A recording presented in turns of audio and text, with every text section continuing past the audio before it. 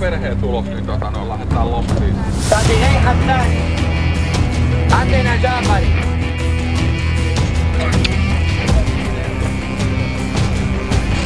Ei oo kun nousi tällä listalla. Täällä on näitä isä ja poika paremmin. Maailma tulee Eurooppaan. Tornion kautta Lahteen.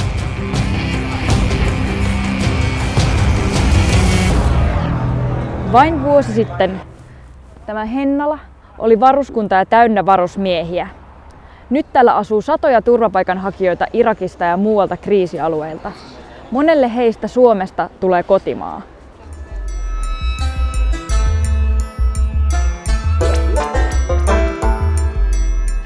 Ahmed Abdul Amirin 7-lapsinen perhe ylitti vaarallisen meren Turkista Kreikkaan. Pienet lapsetkin kävelivät ja matkasivat junalla Schengen-maiden halki Suomeen. Nuorin oli juuri syntynyt. بالبحر يعني يعني الجو كلش يخوف ظلمة يعني أطفال ويعني هذا يبكي وهذا يخاف وهذا فأنا شايلة هاي كان عمرها شهر واحد يعني وأبوهم يعني يشيل هذا مدري إحنا عندنا 7 أولاد. Täytyykö meidän suomalaisina ja Euroopan kansalaisina auttaa turvapaikanhakijoita? Itse asiassa kansainvälinen Geneven sopimus määrää, että turvapaikka täytyy myöntää henkilölle, joka pakenee väkivaltaa tai vainoa. Ja nyt sitä määritellään. Abdul ja 10 000 muut odottavat päätöstä turvapaikasta Suomessa. احنا امام الحياه او الموت يا اما نرجع لبلدنا نلاقي مصيرنا يا اما نجازف ونلقى امامنا بر الامان مثل ما هسه بعض الطيور تهاجر من دوله الى دوله من تبحث عن الطعام وعن الامان. هاي الطيور هسه جاي تبحث عن هذا الموضوع. احنا نفس الشيء نبحث عن الامان والاستقلال. Elämä on nyt odotusta entisessä kasarmissa satojen muiden kanssa, eikä se ole helppoa. خسرت كل شيء، يعني خسرت بلدي، خسرت عائلتي، خسرت أصدقائي، أقاربي، هاي بالدرجة الأولى. بالإضافة إلى أنه الأشياء اللي احنا نسميها بسيطة، البيت والسيارة ذني مو مشكلة، بس أهم شيء أنت راح تبدي من الصفر، يعني حياة جديدة، ناس جديدة، يعني مجتمع جديد، ما تعرف تقاليدهم، تبدي Turvapaikanhakijoiden muuttoliike on ollut EU:n vakavimpia ulkosuhteiden haasteita. EU:n yhteisen turvapaikkajärjestelmän ydin, Dublin-järjestelmä, murtui. Turvapaikanhakijoiden pitäisi rekisteröityä ensimmäisessä Schengen-valtiossa EU:n rajalla jo turvallisuuden takia. Mutta EU:n reunavaltiot päästivät tulijat vapaasti Schengen-alueelle ilman rekisteröintiä. Abdulinkin perhe sai kulkea Suomeen asti Kreikasta.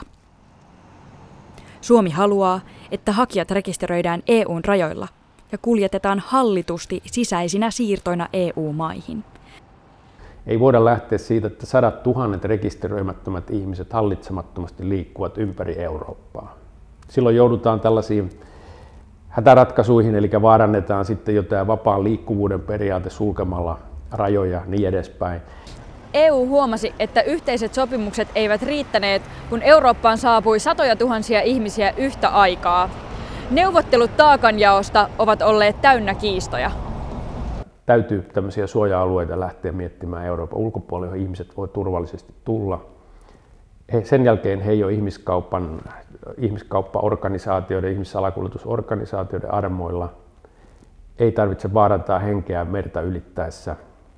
Ja sitten hallitusti voidaan siirtää Eurooppaan. Pääministerimme on todennut, että Suomi tällaisessa mekanismissa voisi ottaa jopa 10 000 henkeä vuosittain, mikä on täysin realistista kyllä. Hei. Sillä aikaa, kun EU miettii, vastaanottokeskuksissa EUn ongelma tulee iholle. Nämä olosuhteet, missä me esimerkiksi täällä Hennalassa ollaan, ne on sellaiset, että kukaan suomalainen ei joutuisi koskaan majoittumaan tällaisiin olosuhteisiin. Ja nyt me olemme jouduttu majoittamaan turvapaikanhakijoita tuonne kasarmin lattialle patjan päälle. Kotouttaminen on jo alkanut. Abdul vie lapsia kouluun. Hän toivoo, että perhe voi vihdoin asettua aloilleen.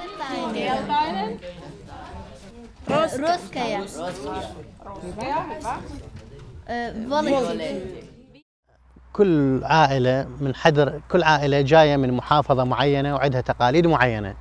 بس احنا هنا عندنا مثل يقول يا غريب كن أديب، يعني علاقاتنا محدودة وما جاي نختلط ويا الناس أكثر من لازم لأنه ما نعرف كل الأمور.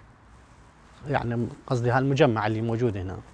And we get our independence even if we lost some parts and we have to pay a lot of money to Soviet Union. Sadat vapaaehtoiset ovat auttaneet tulijoita arkeen. Historian opettaja kertoo Suomen omista sotavuosista ja pakolaisista, ja turvapaikanhakijat kyselevät hanakasti, miten Suomi nousi vaikeuksista. Mut sai toimimaan sitten se, että näitä ihmisiä tuli niin paljon. Mä ajattelin, että vapaaehtoisten apua tarvitaan. Ja sitten toisaalta tämä oli tietynlainen semmoinen mun tapa osoittaa mieltäni sen puolesta, että mä haluan, että ihmisarvoa kunnioitetaan ja ihmisiä kohdellaan arvokkaasti. Pelkoa, epäluuloa ja auttamishalua. Turvapaikanhakijoiden saapuminen Lahteen on herättänyt monenlaisia tunteita. Kysytään lahtelaisilta, mitä mieltä he ovat. Onko meillä sun mielestä velvollisuus auttaa näitä pakolaisia? Joo, kyllä mä uskon, että ei meillä niin huonosti ole asiat, että me ei voitaisi auttaa ihmisiä, joilla menee vielä huonommin. Kyllä meidän pitää auttaa, mutta pitäisi miettiä tarkkaan, että mitä tavalla. Eli ei tämäkään oikea tapa, että tuhatmäärin tulee tänne tuosta vaan rajan yli. Että kyllä pitäisi olla jotenkin paremmin valvottu ja ohjattu ja järjestetty. أنا إذا ببلدي موجودة يعني كل الخدمات يعني الأمان، الكهرباء، الصحة، فرص عمل، التعليم، يعني ببلدي يعني إذا أغم بعيني بالليل مرتاحة، يعني ما أخاف، ما أظل سهرانة الليل كله وعيني على الباب. يعني أطفالي من يخلون مدارس أأمن عليهم، زوجي من يطلع ما أظل متأخر، ما أظل قلقة. يعني الأشياء هاي كلها موجودة بالعراق ليش ما أقدر. EU:lle muuttoliike on ollut hankala. Majoitustilat eivät riitä ja pakolaiset joutuvat telttoihin. Epäluuloa riittää ja edessä on hädän arviointi. Ketkä tarvitsevat turvapaikkaa aidosti? EU tietää, että valtava muuttoliike tyrehtyy parhaiten kriisimaiden rauhoittamisen avulla. Mutta se onkin vaikea tehtävä.